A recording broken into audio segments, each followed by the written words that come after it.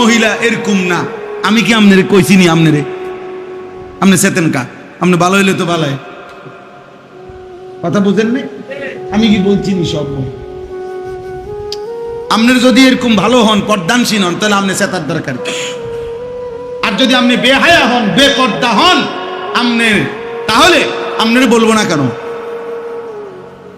আপনাকে বলবো না কেন বলেন? এই জন্য বললাম আব্দুল কাদের ভাই, ফিকির করেন, আরো ফিকির। উম্মতের দুয়ারে দুয়ারে আল্লাহর কথা পৌঁছে। 6 মাসে 9 মাসে একটা মসজিদে হবে, সব সময় পরিচিত বক্তা হইতে হবে এটা জরুরি না। আপনি বলবেন, একা বলেন, একজনরে বলেন যে বাপ আমার মনের কথা তুমি কদ্দুর শোনো, আল্লাহর কথা বলেন উনারে, একজন চাচারে বলেন, একজন ভাইকে বলেন। এই জাতি বাঁচাইতে হইলে